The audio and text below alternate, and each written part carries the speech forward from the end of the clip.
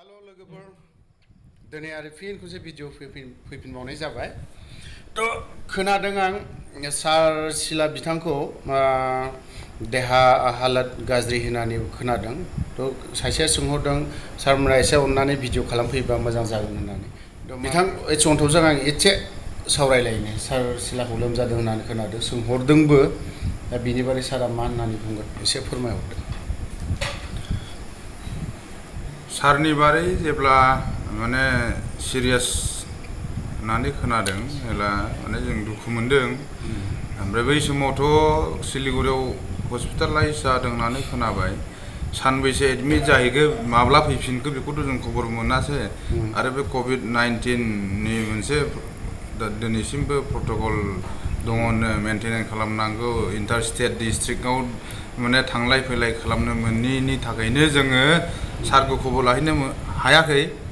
किन्तु थांगोन जोङो बे साननैसोआव माने सेंग्राफ्रा सोंहरबाय थादों सारनि सोमोन्दैबो माने थांजानो लुबैनायखौ जोंनो फोरमायहरदों सारहा जुदि उसुबिदा गैयाब्ला जों थांगोन जों रायज्लायहैगोन आरो जुदि माखासे क्लिप्सफोरखौ जुदि लानांगौबा जों सारनाव पारमिसन बिगोन ओमफ्राय सारखौ आं गोबाव समनिफ्रायनो लोगो मोनबोदों 2001निफ्रायनो सारजोंहाय आं दंबोबाय थायो आफादाव दिनैसिमबो दङ आफादा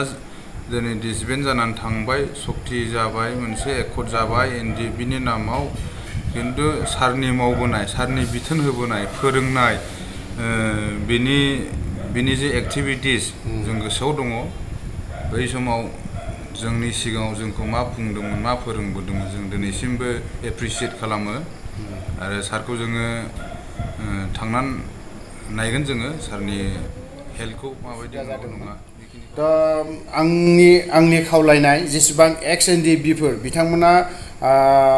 भेक्सिनखौ नायालाफानो अननानै सार सिलानि देहाखौ जुदि नायहैयोब्ला आं जोबोद मोजां मोनगौमोन आंबो थांगोन बेजों आंजों जों सानैजों थांगोन नायहैगोन खारन सार सिलामोननि दैदेननायावनो जोङो बेयाव बे देहा मोनबोदों आरो बिसोरनि अननायावनो जोङो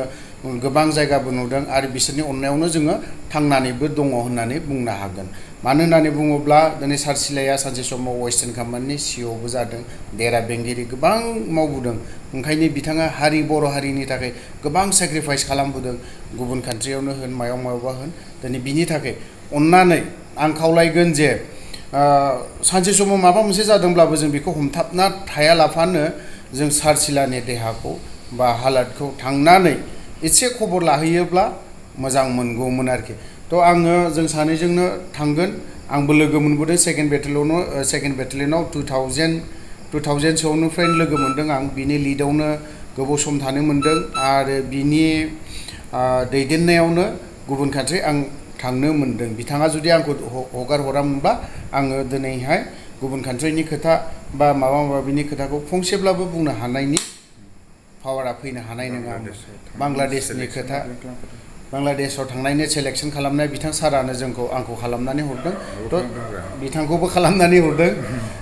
बेखौबो खालामनानै हरदों आरो गोबां मानसिखौनो बियो खालामनानै हरदों ओंखायनो जों सार सिलाखौ जोङो सनमान होयो रिभाइस खालामनाय मानसि नङा होमबा बिसोर सानैजों खनसे थांना फैनोसै सम लानानै नङा होमबा सारनि बारै एसे थांनायनि बारै एसे बुंनानै लोगोफोरखौबो एसे खावलायहरदो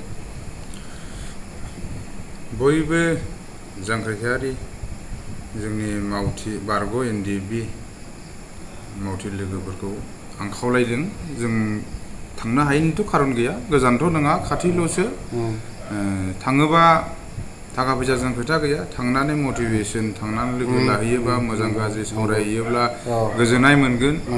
जोंहाथ' जेबोआनो गैया होनो थाखाय थेवबो जोङो लिडारा दिनै उसुबिदायाव दङब्ला बिथांखौ जोंहा नायहैनांगौ सानसे समाव बिथाङा जोंखौ फोरोंदोंमोन जोंनि बिफामोन दा जोंनि बिफाया जुदि दिनै माबा मोनसे अलखदाव दङबा बिथांखौ जोङो नायहैनांगौ थाखा फैसाजोंल' नङा आरो बेवहाय खुनु जोङो राजनितिक पलिटिक्सनि खोथाखौ जोङो रायज्लाया एनडिएफबिआ मोनसे फेमिलि दंमोन जागायजेननायाव फेमिलि मोनसेयैनो दंमोन गेजेराव मोननै मोनथाम फेक्सन जादों बेखौ जों जेबो साननाङा लास्टआव एन्डिंआव एनडिएफबिआ मोनब्रैबो ज' जानानैसो सिगनेचारखौ होनायनि उनावसो बिटिआर सक्तिखौ खालामदों बेखायनो जोङो we are same family one family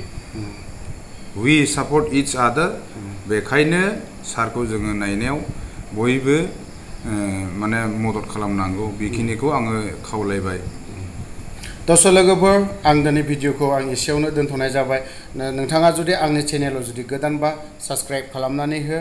like comment share खालामनानै हो आरो जायहा नायनानै जुदि मोजां मोनाखै डिसलाइक मारिनानै थां बावहाय आंहा बुंनांगौ जेबो गैया